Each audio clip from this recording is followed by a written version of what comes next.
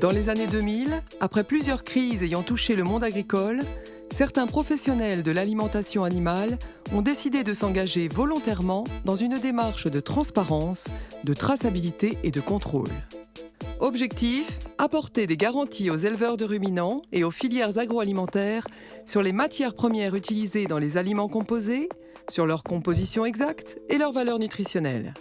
C'est la démarche d'assurance qualité Nutri-Confiance. Qu'est-ce que c'est l'aliment composé ?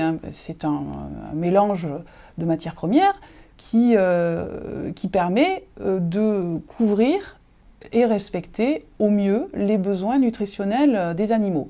Ces matières premières sont des matières premières végétales et minérales dont on sait que la qualité peut varier puisqu'elles sont issues du vivant, issues des productions et des champs et donc à ce titre elles sont variables en qualité.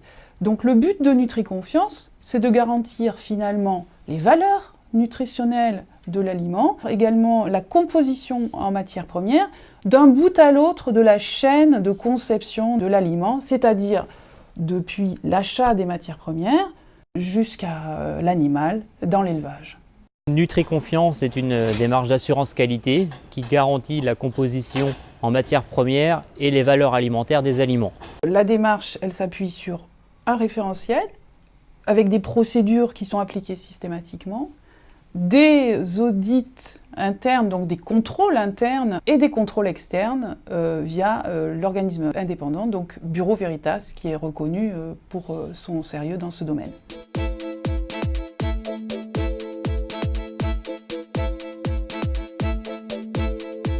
Bureau Veritas, c'est un groupe international, un organisme indépendant de contrôle.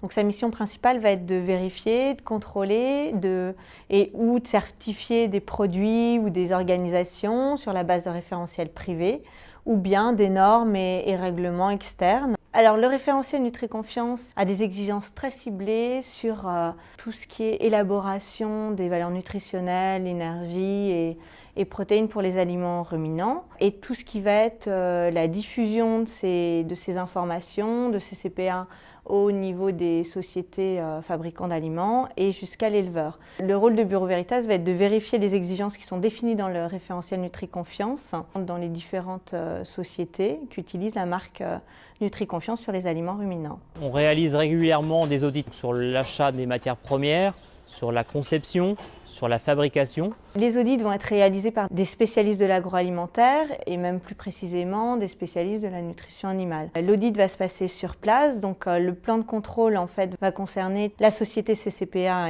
au niveau du siège, mais également toutes les sociétés adhérentes à cette démarche. Ça dure d'une demi-journée à une journée en fonction du nombre de services qu'il y a à auditer. En service formulation, on va vérifier la bonne application de la technique CCPA pour l'élaboration des valeurs nutritionnelles. Dans les usines d'aliments, les points qui seront plutôt vérifiés, ce sera tout ce qui est mise en place des formules dans l'usine, le fait que les variations de process n'aient pas d'impact sur les tolérances des valeurs nutritionnelles qui sont garanties, tout ce qui est conformité d'étiquetage aussi qui est important, les contrôles des produits finis et puis tout ce qui est traçabilité des aliments.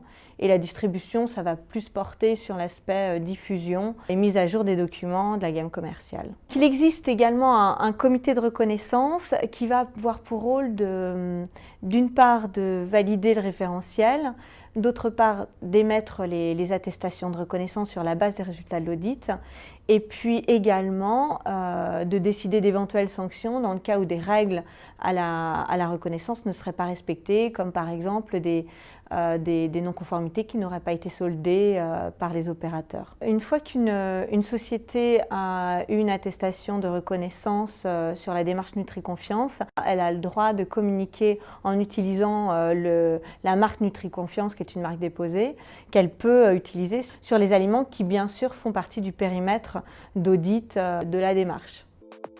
Depuis la formulation de l'aliment ruminant jusqu'à la livraison en élevage, tous les intervenants s'engagent et agissent pour garantir la transparence sur l'aliment et la conformité des valeurs nutritionnelles.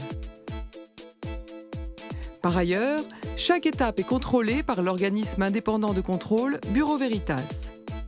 L'intérêt pour l'éleveur, c'est d'avoir une garantie de ses achats, une transparence et une traçabilité de l'ensemble de l'aliment, donc de sa composition, de la qualité des matières premières qui sont incorporées.